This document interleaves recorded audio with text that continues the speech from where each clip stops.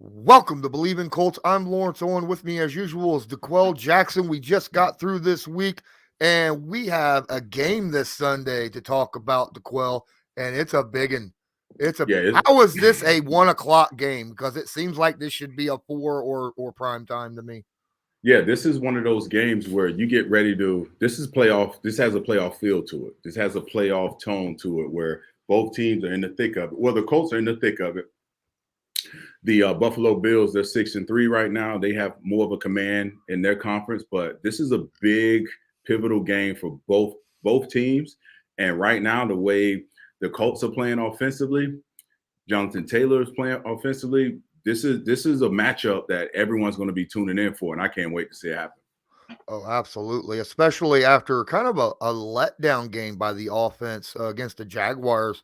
Yeah, Taylor did run for a good amount of yardage, but the second half they kind of disappeared, Mm-hmm. and this is not a game that the Colts Ooh. can do. You cannot disappear in the second half offensively or defensively. And the Colts so far this season, when they jump out to leads, and I don't expect that to happen against the Bills, but they disappear defensively. Yeah. They can't afford to now. Anyone that plays the Jets, it seems like they get their mojo back offensively. The Right? way they were able to put up 45 points, and Stephon Diggs had a huge day, 5 receptions, over 160 some odd yards receiving. So this is not a football team that you think you're going to line up and just dominate the line of scrimmage on either side of the ball. You're just going to have your way throwing the ball down the field. They're going to have some answers. Leslie Frazier has been around for a very long time in this football league, and he is a guy. Given time, he can shut you down with guys on the edge. This young DB White, he's come out of nowhere.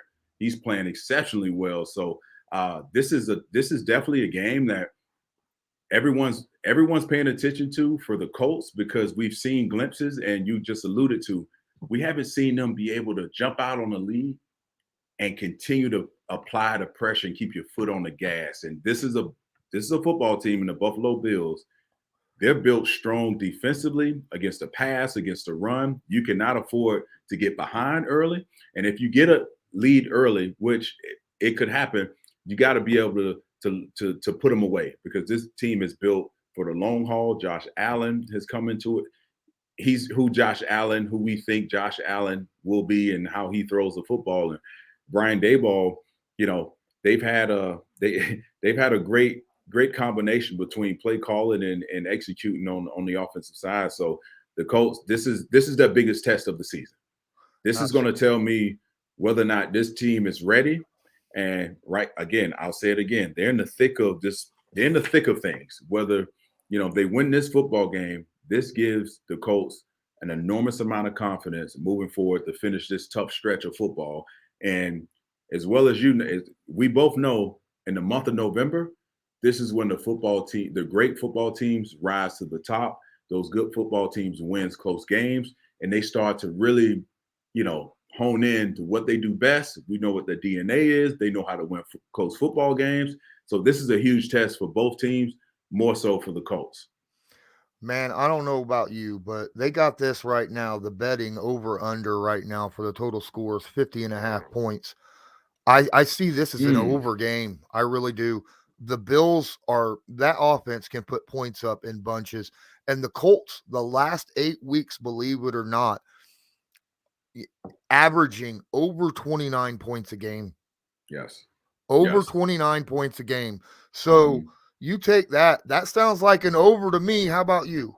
Do Yeah. you No, think? I'm there with you. I really think, you know, as you said, it's hard to take away 20. You're averaging 29 points a game, and Mm-hmm. you've developed this consistent, offensive, weaponry when you're running the football and you're getting the ball out of Carson Wentz's hands. And Carson Wentz is quietly having a really good season that no one's really talking about. I think some of those bonehead throws kind of Mm-hmm. stand out, and people want to harp on that. But 17 touchdowns and to only 3 picks, that's really well going into the second part of the season. So Yeah, I do think the over. I think this game will definitely be over 50 points from both parties because, as you said, this Buffalo Bills offense is explosive. I know Stephon Diggs. I didn't play with him at Maryland, but I know this guy. I know how competitive he is, and I know he was, he could be a diva at times if he's not getting the pill. And he got the pill thrown to him a lot last game, and he got his mojo back. So he's going to be looking forward to, really solidifying himself as one of the top receivers in the league, obviously. But yeah, I do think this game is gonna be a heavyweight bout. This is gonna be a heavyweight bout, and yeah, I'm looking forward to it. I really am. This is a huge test. So we're both on the over on the 50.5. Ladies and gentlemen, go to Bet Online. That's right. They have a new interface right now with more props, odds, and lines than ever before, and it remains your number one spot for all of your football action this season.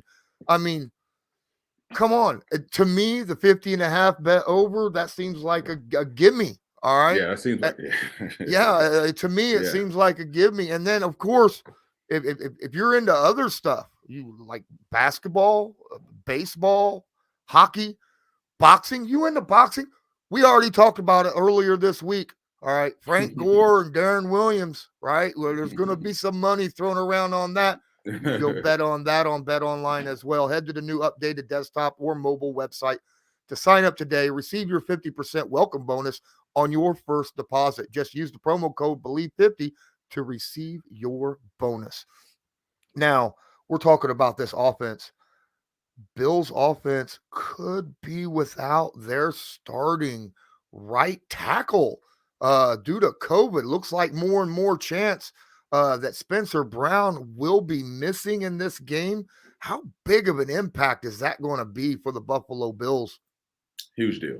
Huge deal. I know the guy's a rookie, Spencer Brown, but anytime you lose one of those guys on the edge, your left tackle or right tackle, those guys, they keep everything within the pocket. They keep everything away, out of harm's way of your quarterback here. But this is definitely something that the Colts and Matt Eberflus will need to exploit. He's not going to be, chances are he's, but because he tested positive for COVID, he's going to be out. You need to find a way to manipulate and take advantage of whoever is going to be his replacement. And I'm sure Brian Daboll understands how he's going to be attacked, but this is an area you got to attack all their weaknesses offensively. And if it's from the interior line, you definitely have to find a way to mix things up, run a ton of games, and send pressure more so that way, and force the replacement and force him in bad decisions. Force him in bad decisions. Great coaches find a way, and I think you have to play the game, right? Every coach comes into a game with a script, whether it's offensively, defensively. You kind of have an idea of how you're going to approach and how you're going to attack them offensively. The first 15 plays, I've said it before, you have to pay attention to how our defense is going to try to attack and penetrate the Bills offense. And Josh Allen was his name. I couldn't remember his name for whatever reason. I love me some Josh Allen, though. I think Josh is a absolutely studly quarterback in this league. Kind of scary a little bit. We saw last wild card game. You can get all the pressure in the world on this guy, and he's just going to get out of the pocket, stretch the play, and find a guy downfield. Yeah, I remember early on in his career, they were comparing his pocket poise to a Ben Roethlisberger. He was a big guy with a big arm, and he didn't get too flustered with guys at his feet or pressure in his face. So that's a tool that, this is a trait that most great quarterbacks do possess.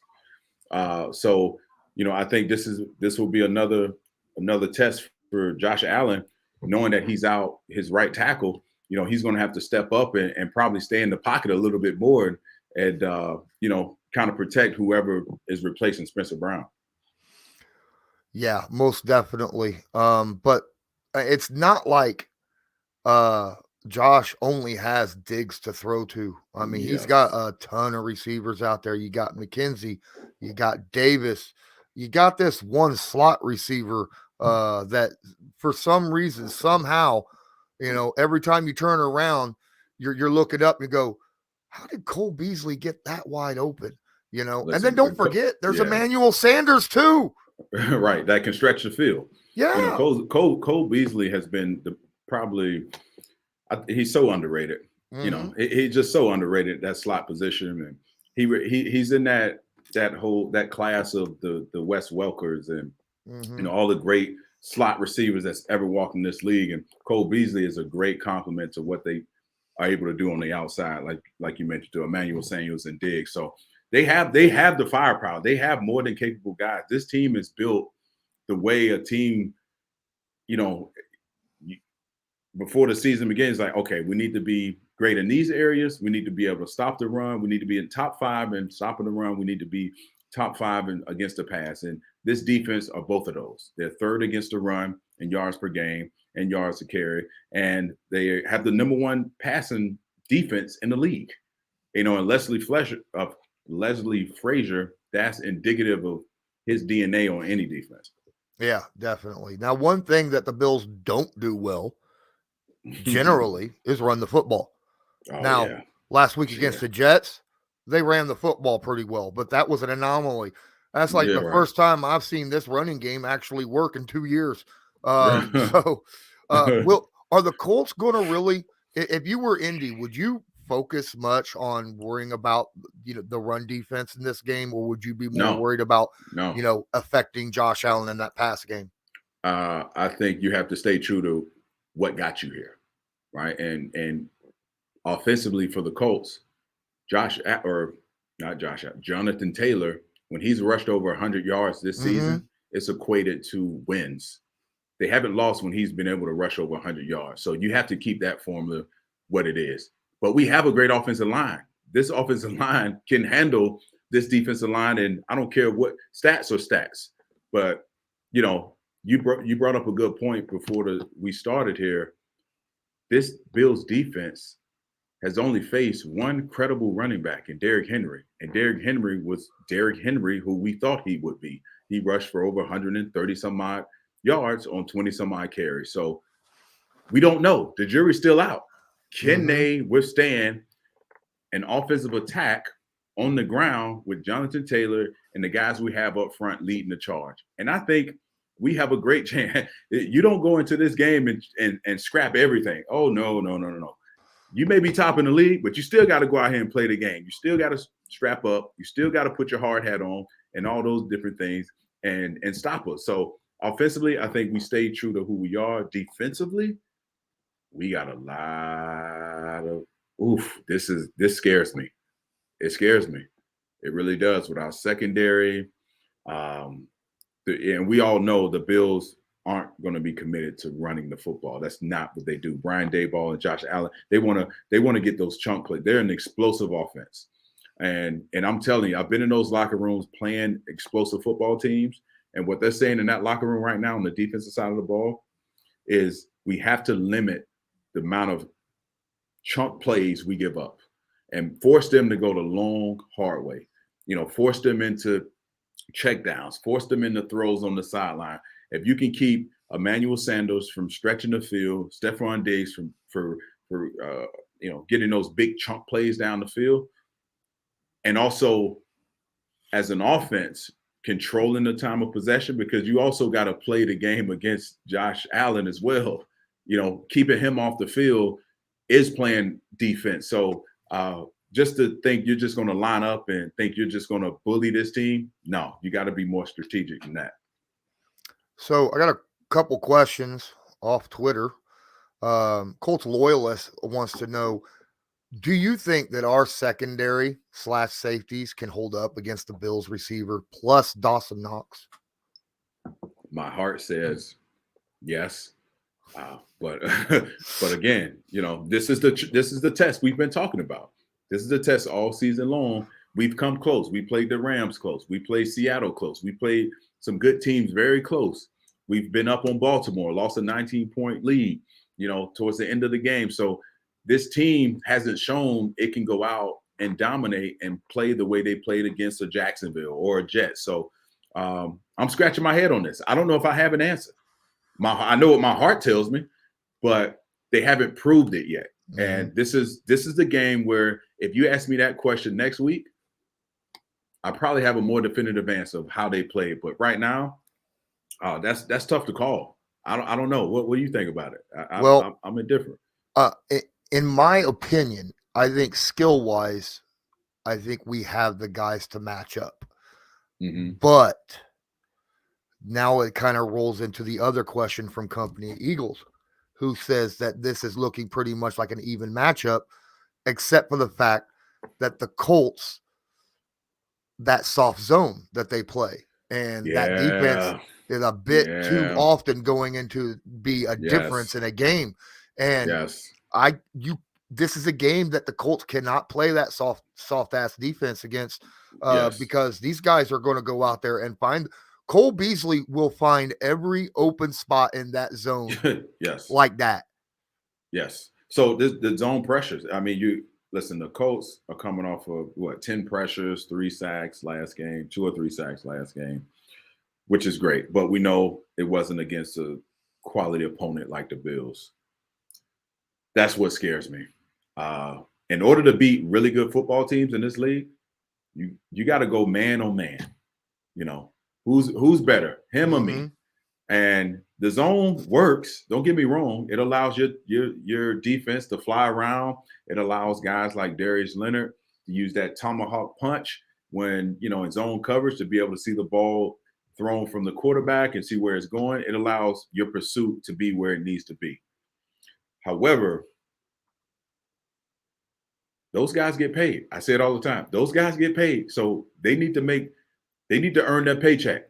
In the secondary, in the Colts secondary, they have to go out and earn their paycheck. And you do that by playing man on man. You line up and you have to challenge these guys. I don't want to watch this game. I don't want to come in here next week and talk about how the Colts didn't challenge the Bills, because this team is too explosive.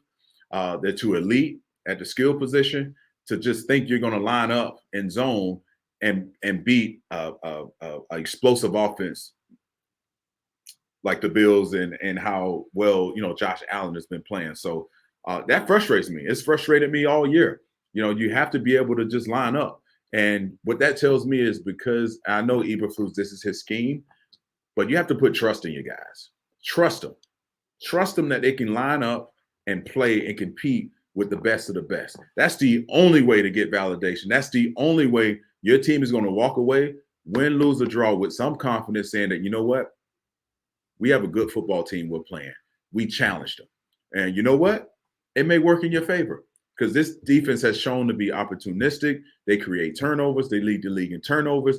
The end of the game last week against Jacksonville, what happened? This team was able to cause the turnover when they needed it the most. So let them pin their ears back. Go after these guys, but you have to know what you have. And I think this game is that game where you let those guys go out and play and challenge these guys from the skill position.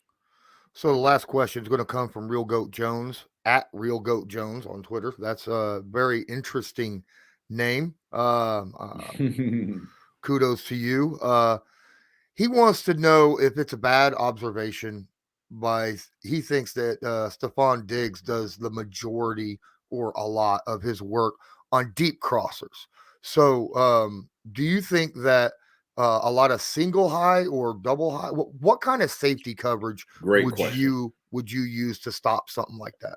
Great question. I'm sure he's seen this coverage before, but you call it a robber. Your man coverage, you have a guy man-to-man coverage on Diggs, and if he likes to run those deep overs, you call it a robber, where the safety opposite of wherever Diggs is lined up, he's the cutter. And if he runs a deep over, you have your cornerback, playing man coverage, but if he crosses the hash, now you can deliver him to the safety that's opposite of where he's aligned. So there's different games you can play. I remember, this is a great question. Now I'll get to go into the X's and O's a little bit. There was a coverage called Raider. We called it Raider, and it was a beautiful coverage. If everyone was on the same page, it's man coverage, but it's man with a zone concept built into it. So what that says is the inside linebackers, you have a shallow cross tight end or a receiver, shallow cross within that 10-yard mark, the backside linebacker is going to deliver him. It's going to take him man coverage. And based on what the formation is on the other side, you can actually deliver him to someone else. It's kind of complicated to explain it, but you have to have a coverage where you're not solely dependent on the guy lined up on Diggs to cover him throughout the duration of the down, because we know Josh Allen has the ability to extend plays. We know he has a big arm. He has this arm arrogance that he can make every throw on the field. So you have to be able to manipulate and have coverages built in. So backside safety is helping the corner that's lined up against Diggs. You have to have the linebackers, rerouting guys that's doing shallow digs, because Cole Beasley, that's where he makes his money. He's able to sit in the soft zone behind linebackers, and you have to have some sort of combination coverage of man with a zone concept built into it. I love those type of coverages, and they're really hard to master. And that's something that we did when Greg Manusky was there, and we ran a ton of it on third down, a ton of it. And, it worked. I love that coverage. Do you think that due to the youth and inexperience of this defense, that maybe that is a reason why you're not seeing that coverage really called as much with Eberflus? No doubt. No doubt. They are a traditional buzz type of defense on third down. They run cover 2, cover 3. Obviously they run some zone pressures here and there, but you have to be more. This doesn't seem like a complicated defense when in terms of coverage. I played for guys who only call high school. I like to call it high school cover 2, high school cover 3, high school cover 1. There was no, delivering a receiver to someone else. I hated that. I hated it, because lining up against a quality offense, against a top 10 quarterback, no, you're going to get picked apart. You have to be able to disguise. You have to be able to show a cover 2 shell and roll into cover 1. You have to be able to run trap coverage where the corners are protecting the sidelines and you funnel everything in. You have to throw him different looks, and more importantly, you have to be able to disguise. And what comes with that is experience. And we've had some guys in and out of the lineup in the secondary, and that could be the reason. But again, I'll say it again, those guys get paid. Make them earn their paychecks. Make them go out and earn their freaking paychecks, and let's see what you have. Absolutely. I think, at this point, it can't hurt, because in the fourth quarter against teams, it seems like, like I said, especially when we have the lead, we just break down and just give the teams whatever the heck they want. It seems like we're squandering leads. We haven't played a complete. This is a game again. Frank Wright, Eberflus, every unit has to contribute. This is a game where I'm trying to gain extra possessions every way I can. Fake punts. I know we're running the football well, but you have to do something on onside kick. Do something to rattle these guys and gain a possession. We know our defense is, I'm confident that we're going to get a turnover. We're gonna do something to where we get some turnover, but we have to be able to do what we've done the recent weeks of scoring when given an opportunity, scoring in the red zone, coming up with big plays, and they're going to have an answer for Michael Pittman Jr. He leads the league in receiving yards on third down. They're going to have an answer for you. I guarantee you they play some sort of combination coverage, because he runs his fair share of over routes. That's when I look at top receivers who run over routes, those are the type of things that spring the good guys open. You put him in motion. You don't allow him to be a stationary target. Now the cornerback and the backside safety know exactly what they're getting, as opposed to the guy going in motion. And you have to be able to, be on the same page. And we got a young defense, and they're playing extremely hard. But that's just my personal preference. I prefer a more dynamic defensive scheme. Earlier this year, we played the Baltimore Ravens, and for 3 quarters, the Indianapolis Colts held Lamar Jackson to jack and squat. I mean, they did. Right. He had like less than 100 yards total, like offense for the whole team in 3 quarters. And then he just blew up like he did Right. last year. Took it to overtime, won the game.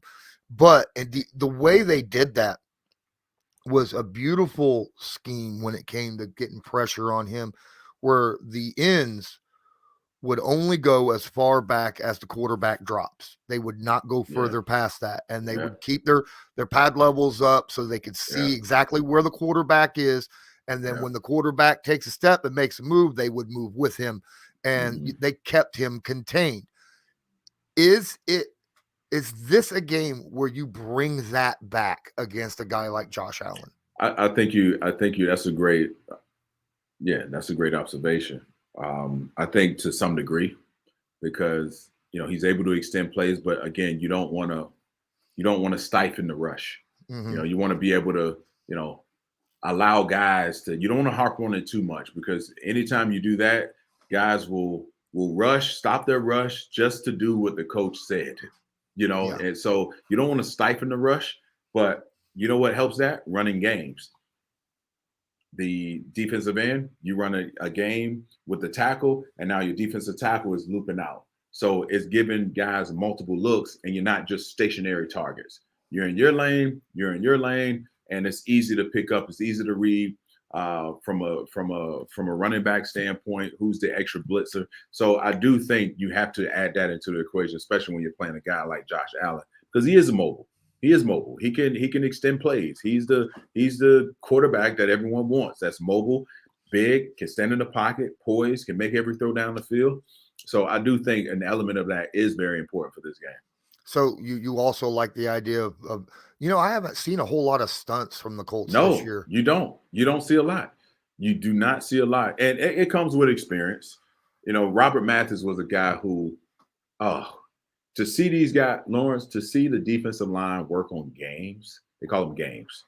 They have it's like nothing is verbal. It's all hand signals, which game they're going to run. TE stunt, for instance. The tackle is a guy, he's the first to penetrate the B gap, and he ultimately has contained. And so the defensive end is forced to run up the field and then loop behind this guy. I mean, there's so many games that's out there. But again, we don't major in it.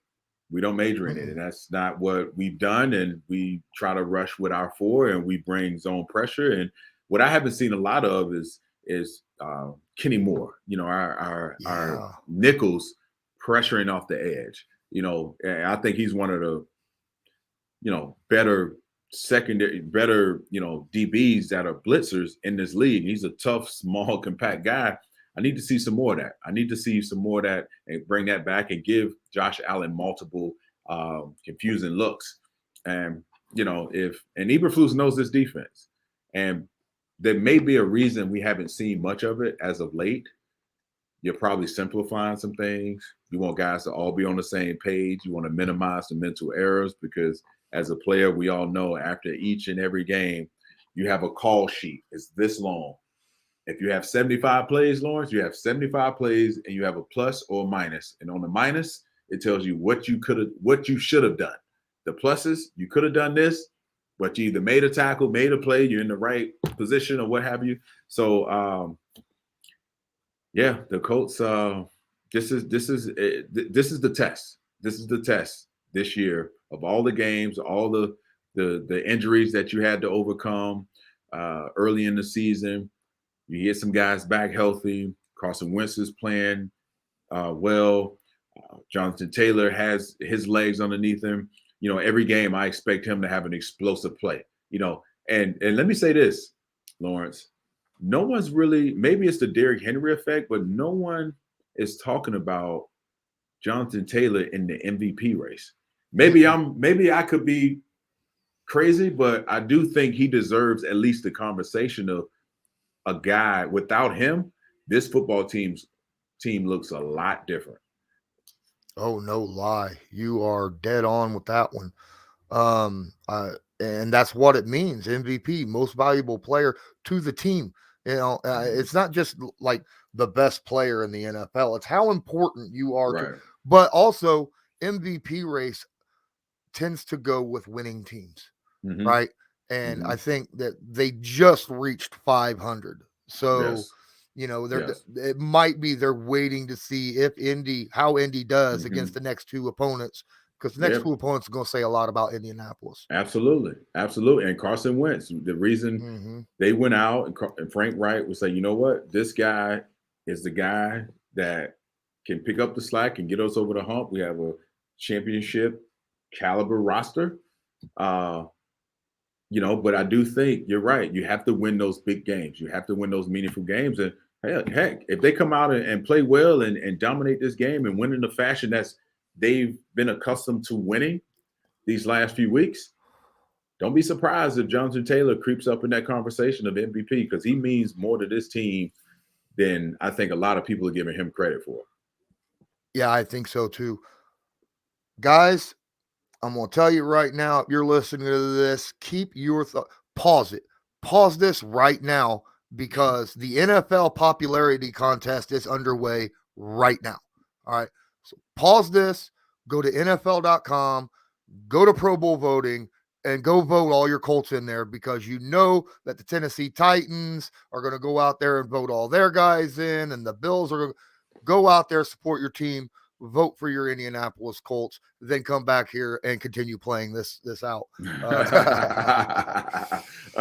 That's so important, man. That speaking of the Pro Bowl voting, can I tell you something? Mm-hmm. This is, I hate to talk about myself for a minute, but that Pro Bowl voting is all popularity, man. It's all Mm-hmm. popularity contests. And I get it. The top teams with the top players, you get in, but there's a lot of guys out here that's well deserving of the honor. And I tell you this, a lot of players will tell you, oh, it doesn't mean anything. That's BS. It does mean something. It validates how well of a season you've had. Obviously, every player wants to win a Super Bowl, but it does matter. It mattered to me. It mattered to every other player, whether they will admit it or not. But it's something that adds validation, and you get to check that box of, you know what, I was one of the best players in the league during this particular period. So it does mean something. So get out and vote. With fans being able to vote, and have been able to vote for a while to get the guys in, I would assume that it just makes you feel good knowing that the fans have your back as well. Yeah, That yeah, it's not just, I mean, yes, all pro, that's awesome. That, I mean, because right, that's your peers, right? right, But right. you're out here making money, and the Mhm, guys that you're trying to entertain, basically mhm. by playing a game, is voting on you. Right. That's gotta feel like really nice as Yeah, it's well. validation. It's Yeah. validation, and majority. I would like to think the majority of your votes are coming from your regional team. Yeah. Because they watch you more than anyone else. So it's a huge validation. My first Pro Bowl was with the Colts, Yeah. and that's why I'm forever indebted to that place. And I had been in the league for heck 9 years, 8 years at that point, Hmm. and never. I've been close to making a Pro Bowl. I've been an alternate many a times behind Ray Lewis, but the format changed. And listen, in my mind, when I was here, we had just lost the AFC Championship game, and I remember the trainers talking to me on the plane ride back to after that game, back to Indy. Hey, such and such won. You're going to the Pro Bowl. It didn't register to me because I was still in that mode Yeah. of losing the biggest game of my life. But it does matter. It's the validation. Who doesn't like being told, you know what, you've done a great job for us, no matter what sport or profession you're in. Oh yeah. Oh yeah. And Yeah. dude, don't take that hard. Every linebacker in the NFL was an alternate to Ray Lewis. Okay, I mean, you know what I mean. Ray Lewis was the man. I Right. understand he was a divisional rival for you, Right. but he's talked as maybe the greatest at his Arguably the great. position ever. Yes. You know, Yes. Yes. so Yeah, I'm glad you reassured me that, because I lost myself for a second. You're right. You're right. You're absolutely I right. love you, DeQuell, but I mean, Yeah, but yeah. No, you're absolutely right. Absolutely right. That all was right. amazing. Oh my goodness. So now we're going to go on and talk about We're already 35. It doesn't feel like we've been talking 35 minutes to me. It does when you're having fun. Yeah, exactly. So we already both discussed that we feel like this is going to be an over 50-point game, and that's not going to be hard. That just means both teams have to score 25. Both these teams have got really, really good offenses. They've also got really good defenses. I mean, this is the number 1 and number 2 turnover defenses in the NFL, right? Yes. Buffalo's number 1, Indy's number 2. Last week it was the opposite. Indy was number 1, Buffalo was number 2. Weird how we're just switching back and forth, but I mean, it kind of helps that Buffalo got 4 interceptions on Mike White. Yes. Right. And a strip fumble. Yeah. Fumble recovery. Yeah. But anyhow, so that's the scary thing. The fact that this is the top 2 turnover defenses in the NFL, it worries me because it makes me feel like no matter how close or how far apart this game is, it could turn instantly. Instantly. You could walk into the fourth quarter feeling great, have a 17-point lead, and then inside 3 minutes, it's a tie ball game, because of the way these teams can turn the football over. It worries me a little bit. So, I don't know. What you got final words on this? Man, I thought you was going to ask me for a prediction of this game, the score. Not yet. I was like, after that, I will. I'll give you a moment. This is tough. This is tough. Yeah, it's. I need to. You know what? I don't know what the weather's going to be. I should have checked the weather before we started. I think it's predicting light rain and in the 40s. Man, it's just one of those. Every game right now that's being played, and for teams like Buffalo, who wants to keep that commanding lead within their conference, teams like the Colts, who are right on the outskirts, they can control their destiny somewhat. If they win, they control their destiny. If they win against 3 specific teams this year, they're in the playoffs. Yes, and because you got the Patriots, right? Yes, which is right on the edge. You got the Bills, and there's another team, the Raiders. The Raiders. So everyone is kind of grouped, and no one has separated themselves. So exactly, out of all those teams that you just mentioned, we know what the Raiders have dealt with their head coach and the Henry Ruggs issue. So they're slowly but surely, new coach leading the team. So there's so much to go. Derrick Henry going out, Tennessee. There's so many different things that can happen here. So many different variables. I want to say my Colts can handle the pressure. They play a really good football team. They play a really good football game. And I think it's going to be a lot closer. Obviously, I do think we're going to see over 50 points scored. Oh, yeah. I do think the Colts have what it takes, and I'm just rooting for them. They haven't shown me that I should jump off this bandwagon, which I won't, but they hadn't shown me enough to say, you know what? They're not good enough. They can't compete. I'm not there yet. But this game is going to tell me everything I need to know for the week after that, and the thick of this season to tell me whether or not this team is ready to go to the playoffs and can win and make a playoff run. So I'm stuck in the middle. I'm stuck in the middle with this because, again, let's throw out the facts. Both of these teams you just mentioned, they're turnover machines. If you look at just the stats, you want to lean towards me. I want to lean toward the defensive stats stand out to me. Yeah. We both equally offensively, we have weapons on the outside. If we can get a steady dose of T.Y. Hilton, we can get him back in the fold healthy, whether he's a big part of the game plan or not, he still poses a threat and he's a decoy if all things considered. It's going to be a hard-fought football game. And I think it's going to be a lot closer than what people are expecting. I'm going to leave it at that. I think there's going to be a little bit of running in this game. Like I say, light rain, 40 degrees.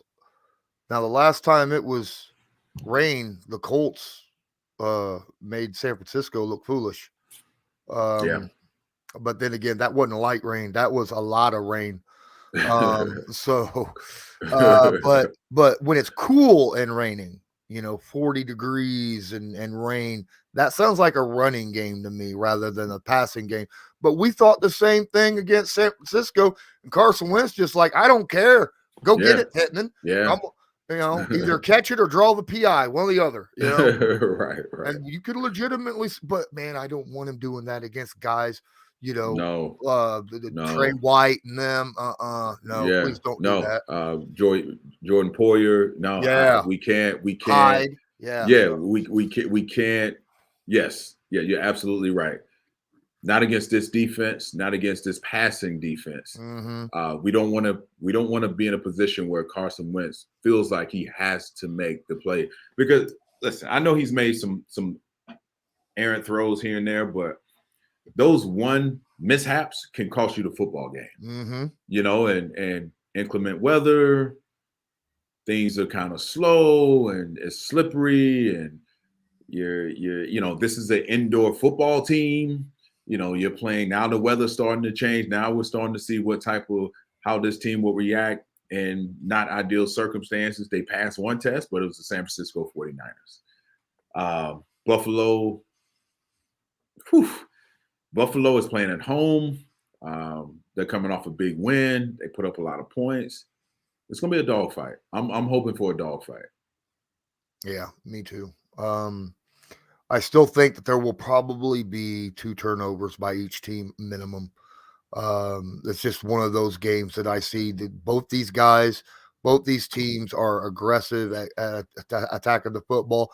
Carson Wentz, let's be fair and frank, has been lucky on a lot of the passes that he's had. Yeah.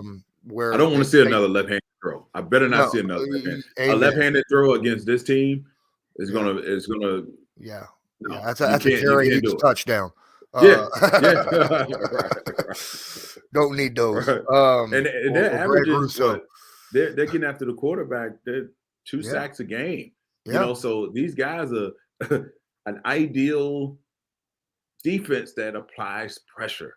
They're going to force Carson Wentz and this offense and Frank Wright and company to either step up to the bully and we come out on the other end surprise and on the winning end, or you tuck your tail. And I don't think this team is going to tuck their tail. They fought too hard to get back in this position.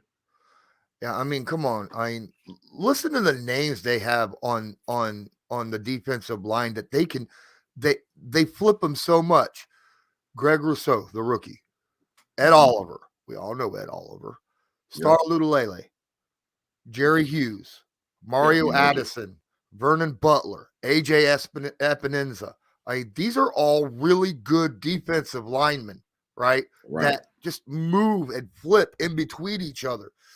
I mean, good Lord, man. And that's what the Colts want to do. They want to have that kind of defense. That's why they kept drafting defensive linemen all the time so they could, but they're not doing it.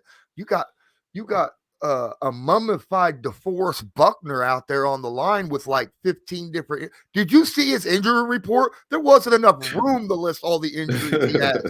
All right. Oh my goodness. Pardon me.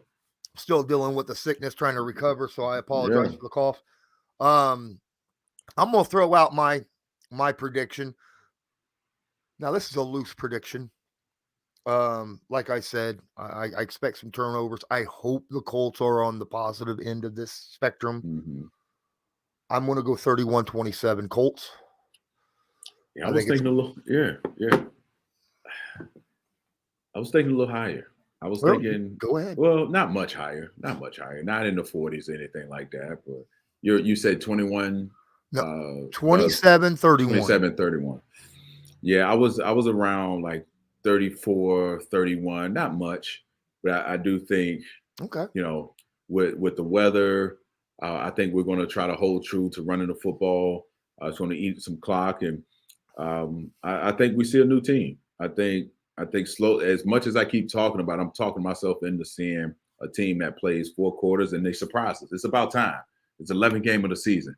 Right. You're due for a game where you play a complete complementary style football game, offensively, defensively, special teams, with increment weather, special teams become very prevalent, which they are all the time.